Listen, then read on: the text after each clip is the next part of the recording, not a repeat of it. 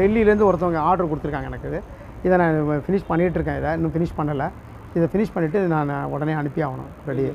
இது வந்து மண்டலாவை மேண்டோன்னு சொன்னாங்க. இவரை ஒரு எழுத்தாளர்னு சொல்லியிருந்தாங்க. ஸோ ஒரு மகாராஷ்டிராவிலேருந்து பாகிஸ்தானில் இருக்கிறதா சொல்கிறாங்க. இவரை போயிட்டார் தான் சொல்கிறாங்க. நிறையா இந்தியாவில் நடந்த சம்பவங்கள், அந்த இந்தியா வந்து பிரியும் போது ஏற்பட்ட நிகழ்ச்சிகள் என்னவோ அதை அப்படியே கொடுத்துருக்காரு.